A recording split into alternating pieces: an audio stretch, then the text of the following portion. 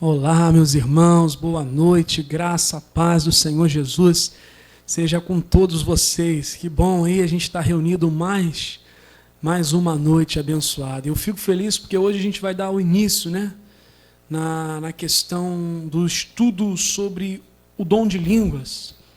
Dom esse nos nossos dias que tem causado polêmica por conta de muitos que não sabem interpretar ou interpretam mal as escrituras sagradas, e por isso, quando há uma falta de interpretação coerente, gera uma confusão muito grande nas igrejas, e é o que a gente tem visto hoje.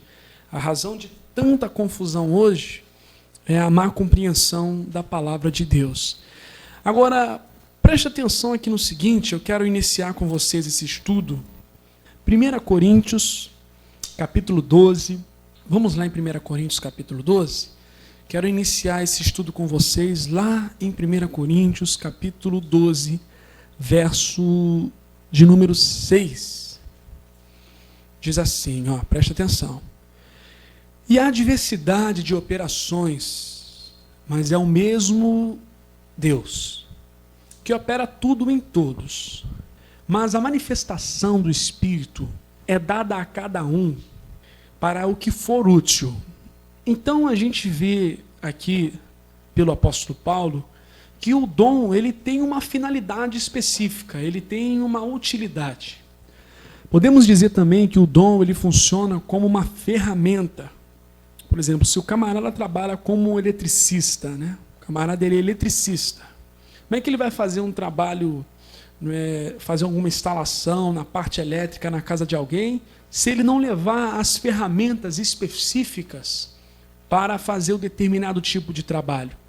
Fica complicado, Ele vai ter que levar fita isolante, os fios, alicate, as chaves, Ele vai ter que levar a sua maletinha com as ferramentas para que ele possa trabalhar.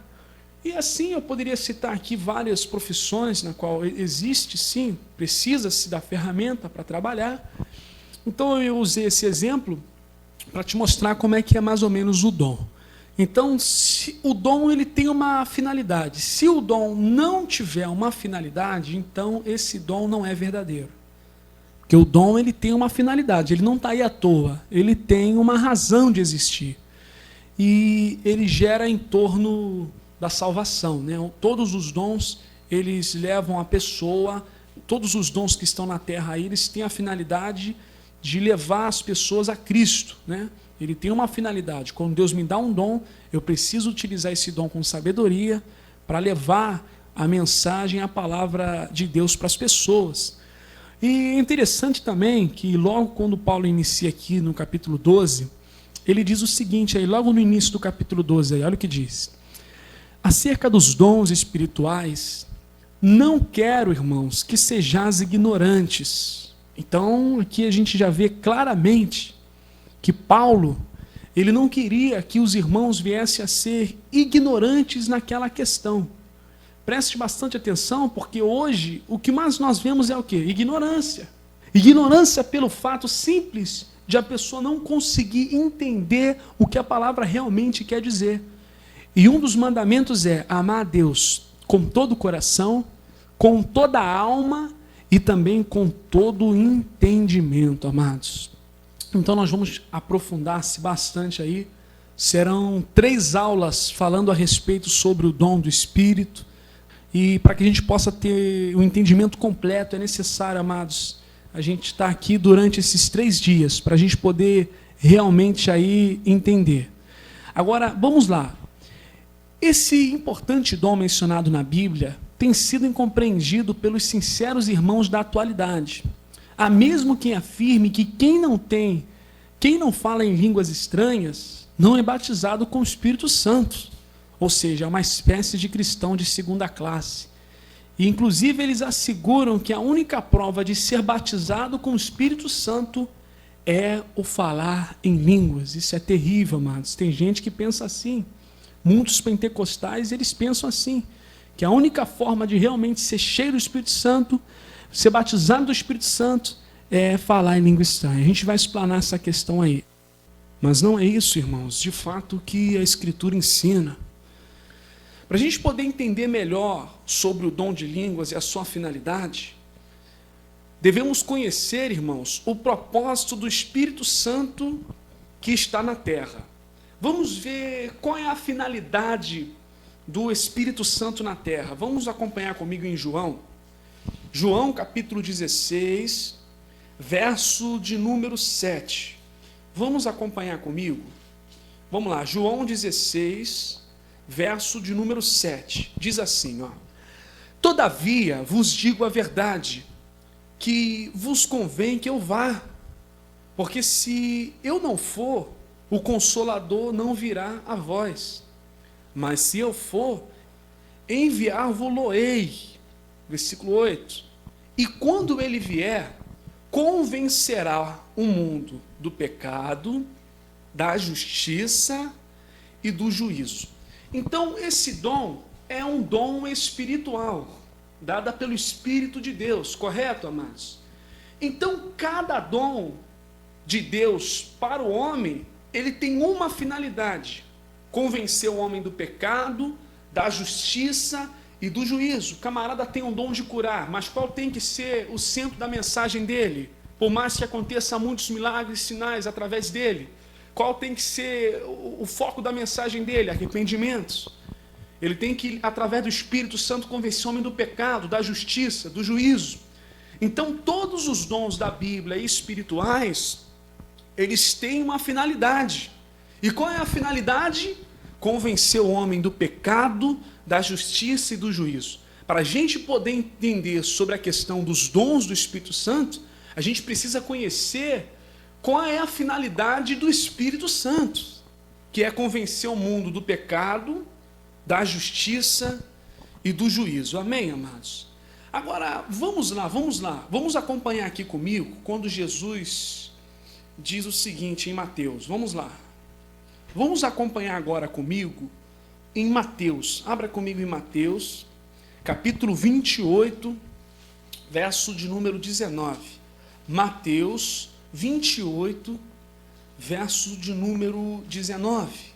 Olha o que Jesus diz aos seus discípulos. Olha: portanto, ide, ensinai a todas as nações, batizando-as em nome do Pai, do Filho e do Espírito Santo.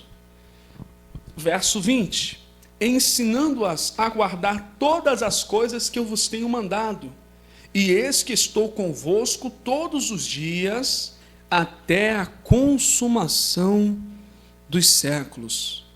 O que Jesus está querendo dizer aqui, amados? Que os discípulos, eles iam para outras nações, pregar em outras nações. Mas como é que eles vão pregar em outras nações, se eles apenas falam o idioma da sua terra natal? Como é que eles vão pregar em outras nações, se eles só falam apenas a língua da sua terra natal? Como isso, amados? Então, Jesus certamente tem um propósito para os discípulos de prover algum dom espiritual para que eles venham, amados, a pregar a palavra de Deus em outras nações.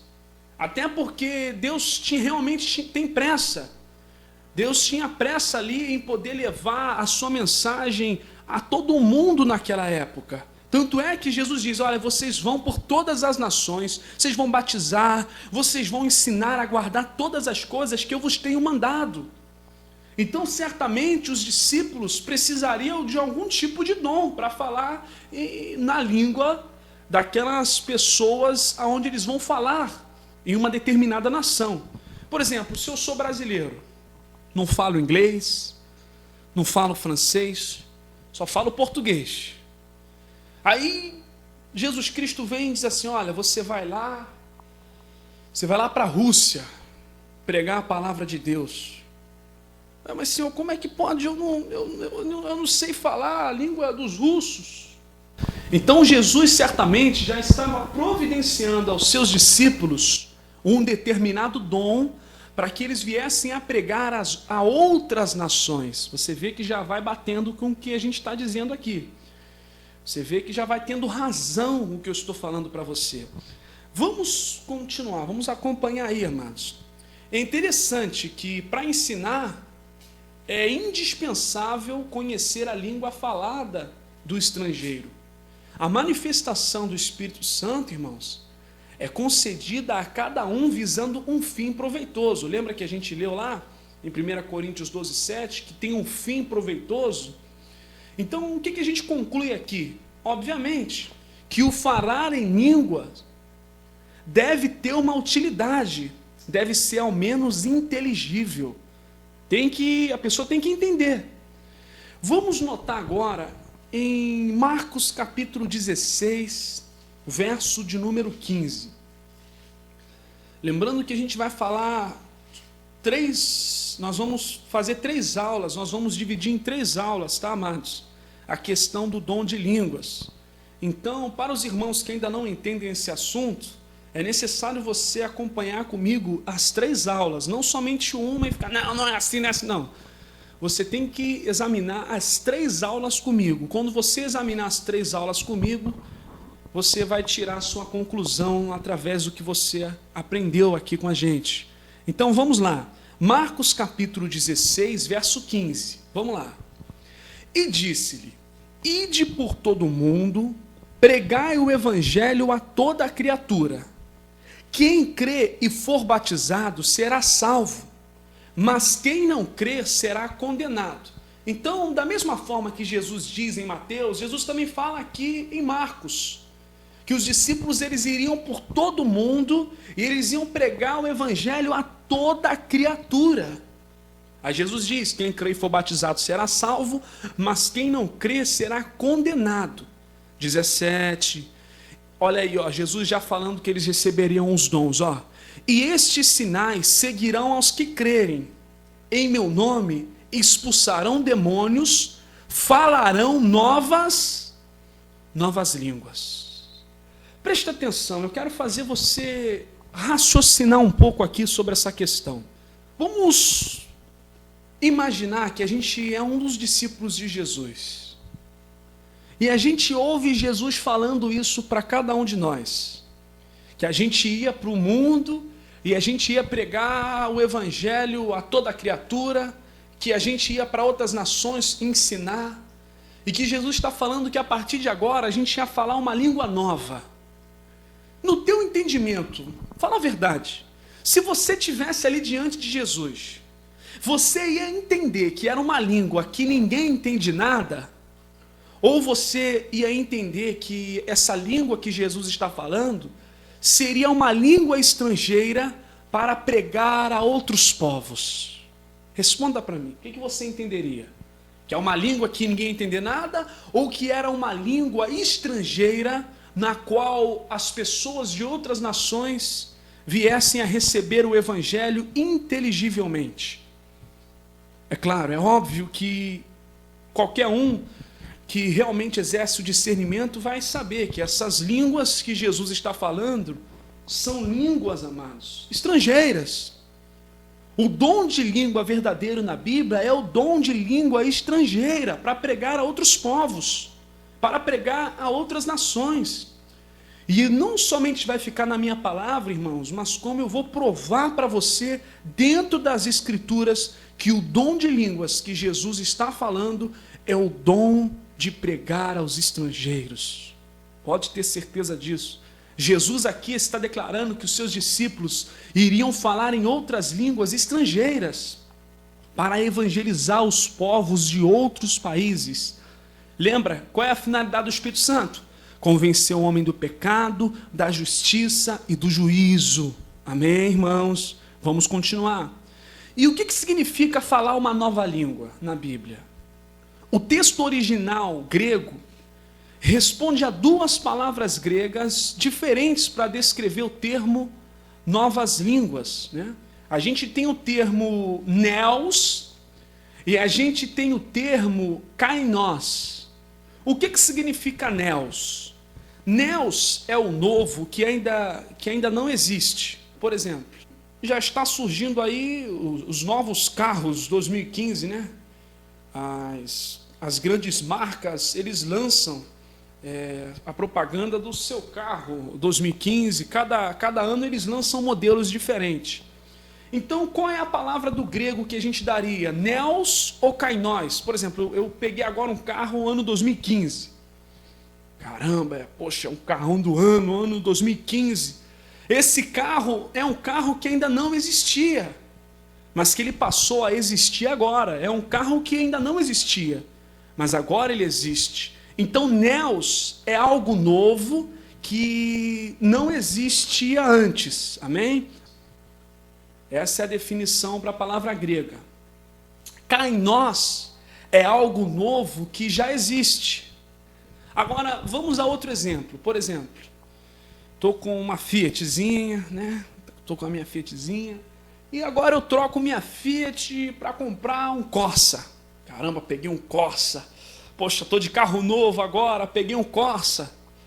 Só que a minha Fiat era 98. E agora o Corsa é, 2010. Na minha concepção é um carro novo. Por quê? Poxa, para mim aquele carro é novo. Mas aquele carro já existe. Você está entendendo as definições aí de kainós? Neos é um novo que ainda não existe. Kainós é algo novo que já existe. Troquei um Fiat por um Corsa. Poxa, para mim é um carro novo.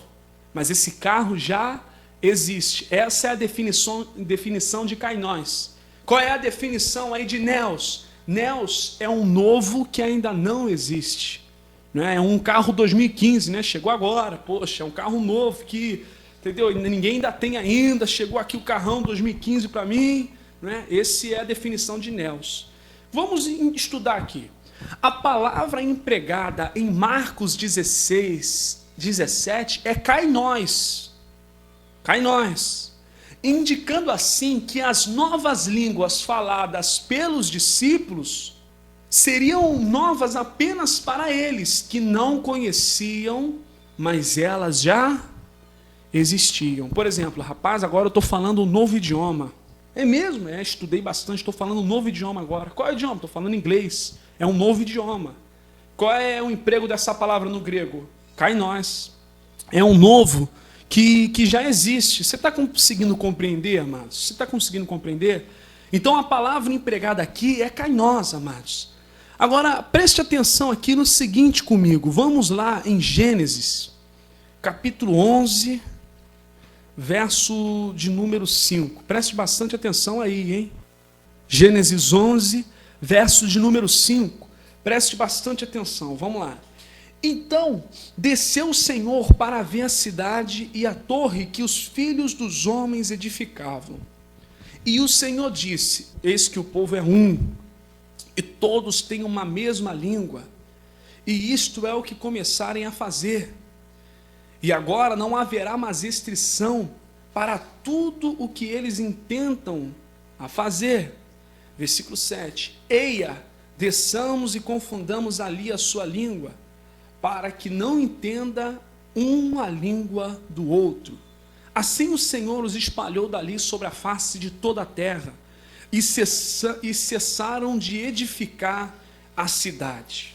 Presta atenção, versículo 9. Por isso se chamou o seu nome Babel, porquanto ali confundiu o Senhor a língua de toda a terra, e dali os espalhou o Senhor sobre a face de toda a terra.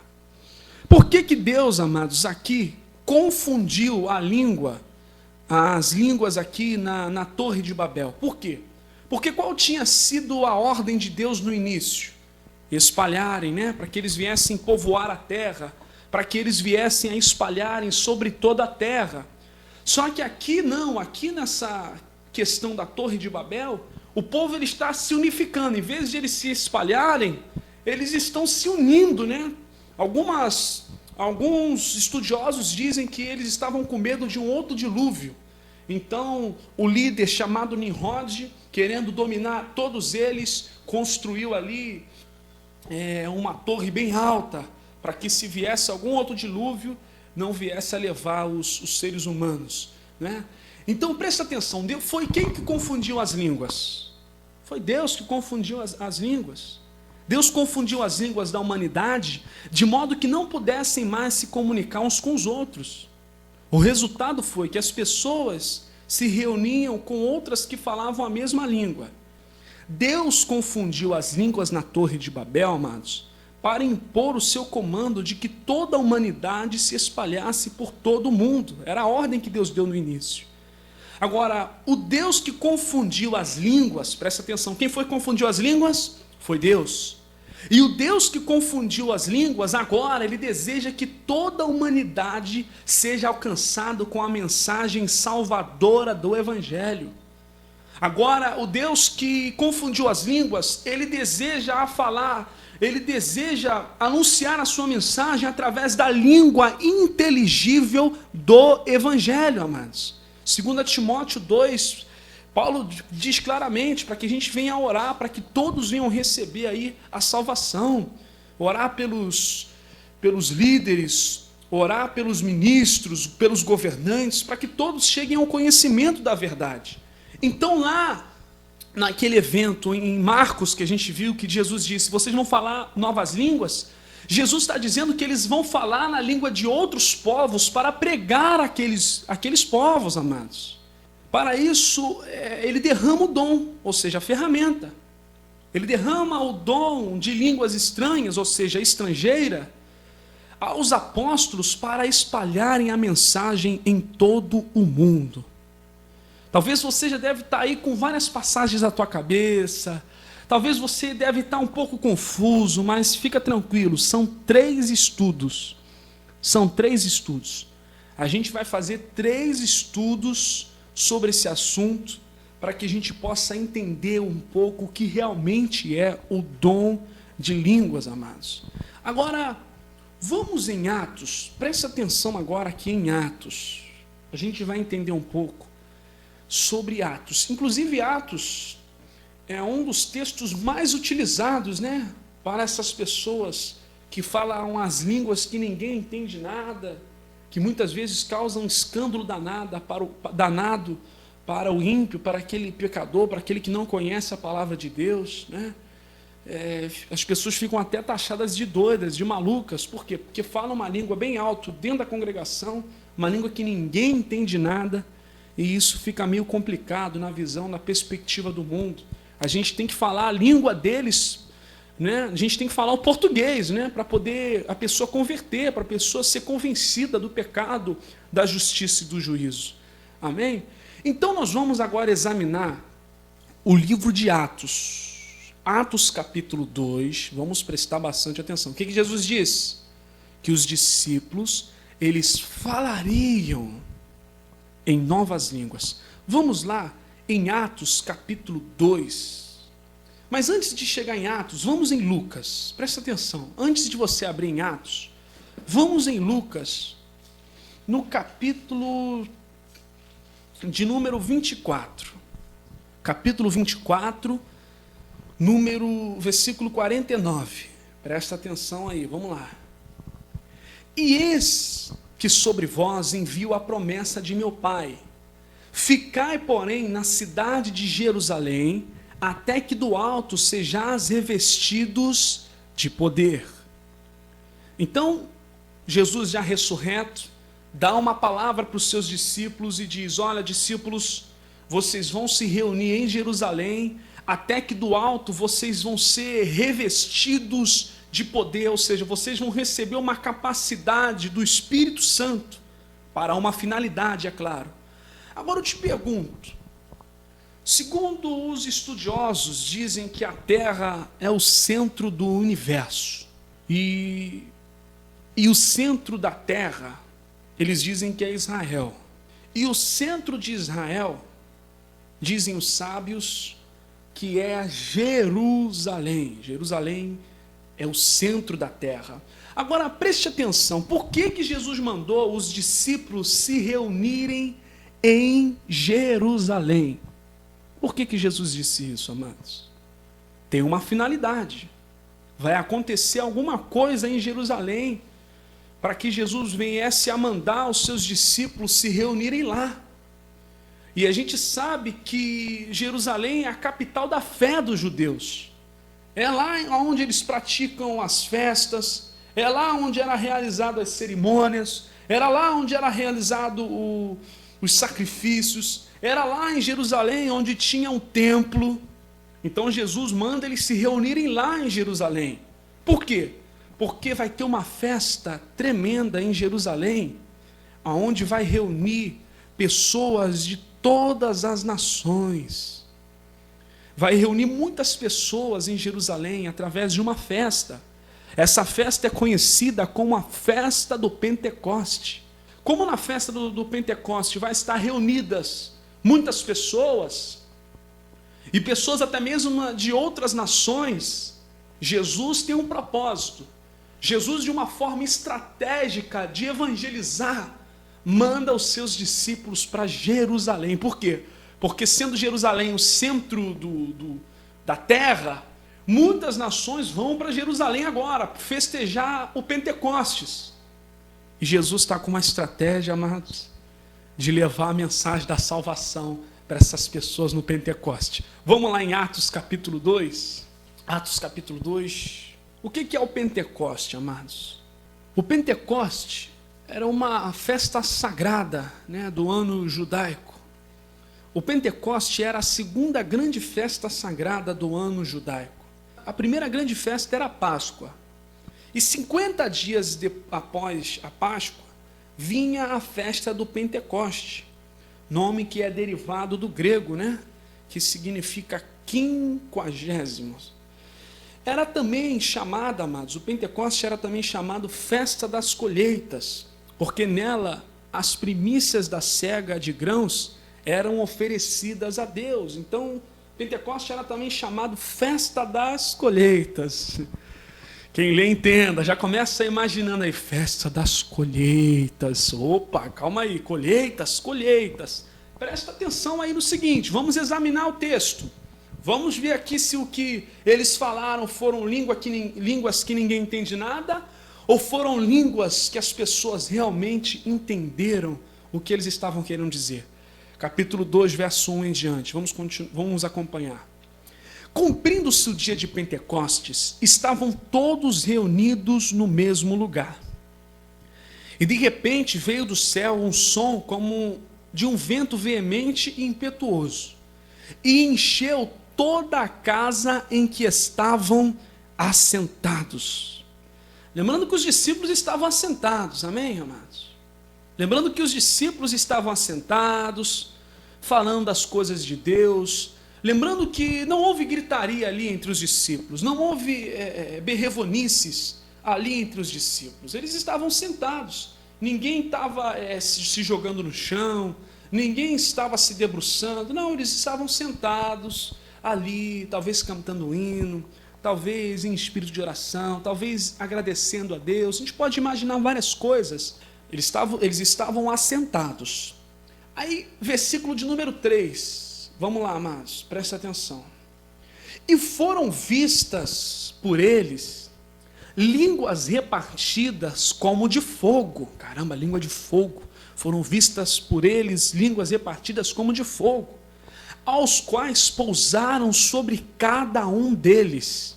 4. E todos foram cheios do Espírito Santo, começaram a falar em outras línguas, conforme o Espírito Santo lhe concedia que falasse. A maioria do movimento pentecostal, eles só leem até o versículo 4. Só que se a gente continuar lendo, a gente vai acabar desmascarando essas línguas que ninguém entende nada. Presta atenção, vamos examinar o texto. Todos foram cheios do Espírito Santo e começaram a falar em outras línguas, conforme o Espírito Santo lhe concediam que falasse. Pastor, o que significa aí o fogo? Porque aí tem aí o exemplo do fogo aí nas línguas. O que o fogo representa? Lá em Malaquias diz o quê? Que o fogo do ourives viria nos purificar, que Jesus seria como o fogo do ourives. O fogo, ele é um símbolo de purificação. Por exemplo, quando você pega um ouro da terra, aquele ouro não sai puro da terra. O ouro sai cheio de escórias, cheio de terra, misturado com outros metais. Então ele é levado num determinado lugar, aonde ele vai passar pelo ourives. E nesse ourives, ele vai passar ali pelo fogo, o ouro vai passar pelo fogo, e ali ele vai sendo purificado, as escórias vão sendo tiradas, os outros metais vão sendo separados, e o ouro ele é purificado. Então, quando fala aqui da língua de fogo, a palavra de Deus é fogo também. Por quê? O que a palavra de Deus faz? Ela purifica os corações. A palavra de Deus purifica. Então, a visão de uma língua repartida como de fogo é no sentido de que a palavra de Deus, ela purifica, ela restaura, ela limpa, não é? Agora, vamos desmascarar aí, versículo de número 5. E em Jerusalém, Jesus mandou se reunir aonde? Em Jerusalém. Está acontecendo o quê? Uma grande festa. O que está acontecendo? Muitas nações estão ali reunidas naquele lugar. Versículo 5. E em Jerusalém estavam habitando judeus, varões religiosos de todas as nações que estão debaixo do céu. Todas, presta atenção. Todas as nações que estão debaixo do céu. 6. E correndo aquela voz, ajuntou-se uma multidão, e a multidão estava confusa, porque cada um os ouvia falar na sua própria língua. Presta atenção, por quê? Os discípulos estão falando em outras línguas, e muitos estrangeiros que estão ali ao redor daquele lugar, eles estão claramente entendendo o que os discípulos estão falando. Presta atenção, o versículo 6 é bem claro que os estrangeiros, eles estão entendendo o que os discípulos estão falando. Se fosse uma língua que ninguém entendesse nada, os estrangeiros não iam entender. Mas como era uma língua estrangeira, como é um dom de língua estrangeira, os estrangeiros estão entendendo claramente o que os discípulos estão falando através do dom. Olha o versículo de número 6 aí. E correndo aquela voz, ajuntou-se uma multidão e estava confusa, porque cada um os ouvia falar na sua própria língua. Tem uns que defendem, amados, que os discípulos falaram realmente umas línguas que ninguém entende nada, e que os estrangeiros receberam um dom no ouvido para ouvir a mensagem da palavra de Deus. Mas não é isso, o dom não é dom de ouvido, o dom é dom de línguas. Os discípulos falaram em línguas estrangeiras, amados. Línguas estrangeiras, isso é bem claro, né? Nós temos aí as igrejas mais sérias aí do Brasil que tem claramente esse entendimento de que o dom aqui relatado em Atos foi dom de língua estrangeira. Agora a gente vai confirmar isso aí, irmãos. Versículo 7. E todos pasmavam e maravilhavam-se, dizendo uns aos outros: pois que não são galileus todos estes homens que estão falando? Porque os estrangeiros olharam e disseram: caramba, como é que pode? Esses homens são lá da Galileia, uma cidade tão humilde, uma cidade simples. Como é que eles estão falando tantos idiomas assim? Como é que pode um negócio desse? Eles estão falando tantos idiomas, eles não vieram lá da Galileia, como é que pode um negócio desse? Esses homens não são, né? A palavra vai dizer que eles eram iletrados, amados. Muitos dos discípulos de Jesus eram até analfabetos, amados. Muitos discípulos de Jesus não tinham tanto conhecimento, né? Presta atenção, já estão com dom em si. Versículo 7. E pasmavam e se maravilhavam, dizendo uns aos outros: pois que não são galileus todos estes homens que estão falando? Como, pois, ouviremos cada um na nossa própria língua em que somos nascidos? E aí, como é que fica isso? Os estrangeiros, eles ouviram a sua língua natal. Eles não ouviram um xarabacanta labassúria, não. Eles ouviram a sua língua natal. E para você ter uma noção aqui, havia naquele lugar cerca de 18 nações diferentes.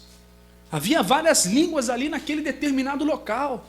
Então preste atenção aqui, vemos claramente aqui as nações que estavam lá. Ó, versículo 9.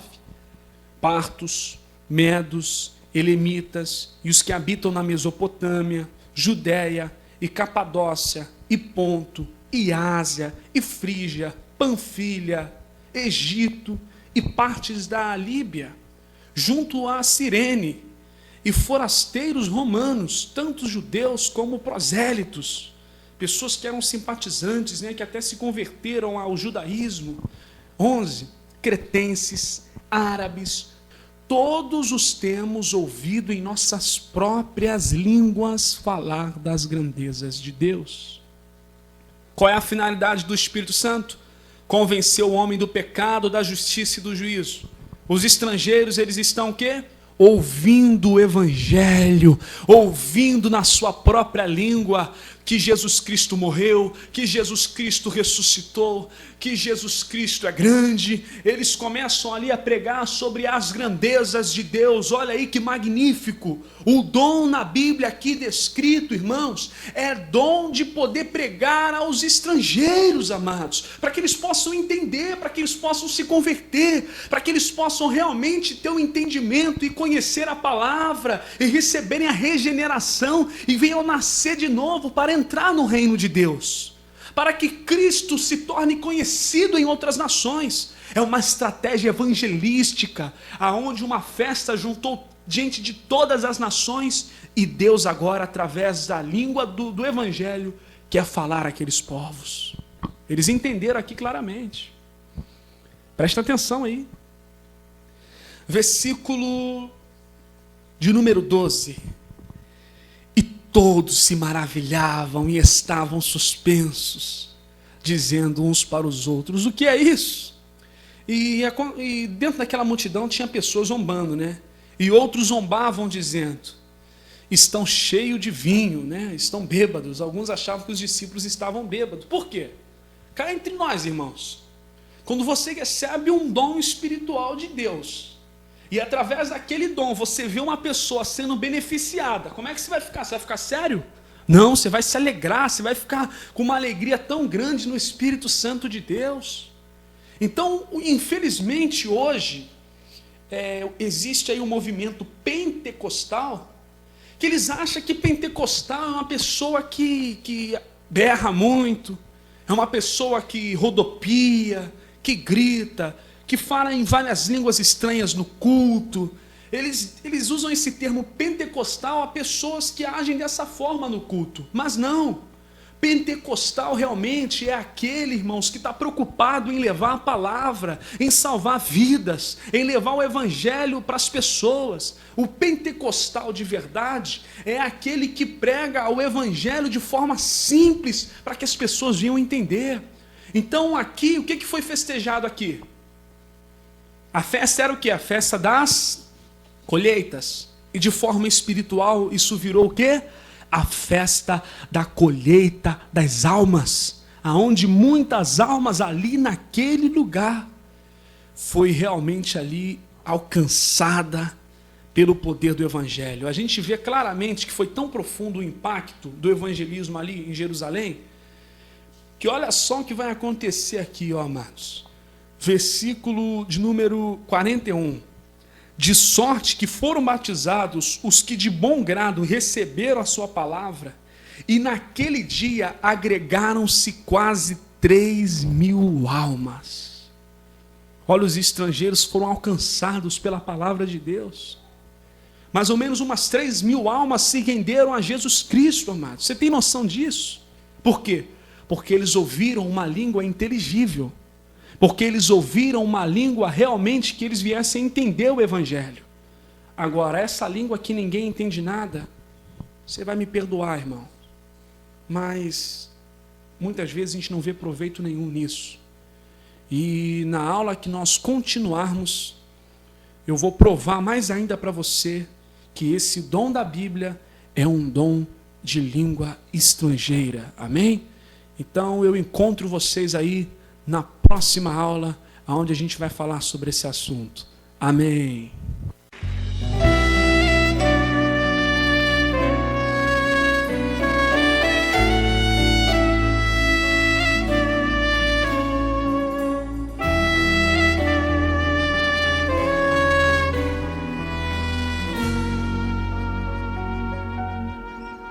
Todo joelho se dobrará e toda língua proclamará que Jesus Cristo é o Senhor. Todo joelho se dobrará e toda língua proclamará que Jesus Cristo é o Senhor. Nada poderá me abalar, nada poderá me derrotar, pois minha força e vitória tem o nome é Jesus. Nada poderá me abalar, nada poderá me derrotar, pois minha força e vitória é Jesus. Vamos aplaudir com toda a força esse nome que tem poder.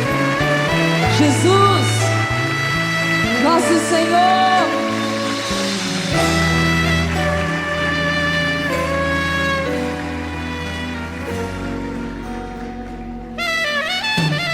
Quero viver tua palavra, quero ser cheio do teu Espírito, mas só te peço, livra-me do mar. Quero viver tua palavra, quero ser cheio do teu Espírito, mas só te peço, livra-me do mal.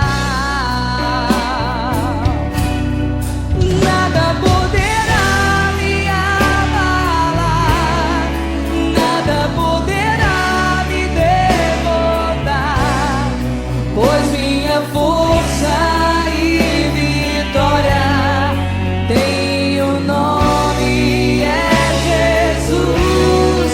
Nada poderá me abalar, nada poderá me derrotar, pois minha força e vitória é Jesus. Cantemos o nome de Jesus que tem poder. Jesus,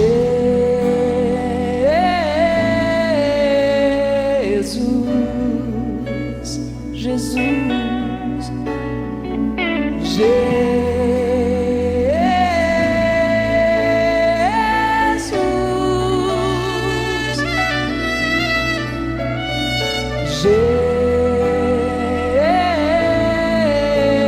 Jesus, Ele tem poder.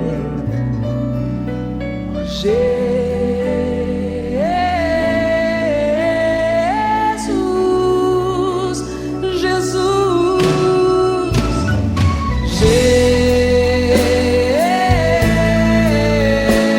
Jesus, Ele é o Senhor.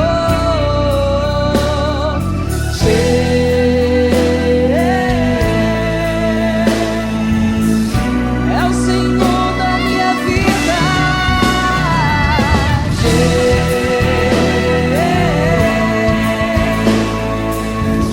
É o Senhor das nossas famílias. Jesus,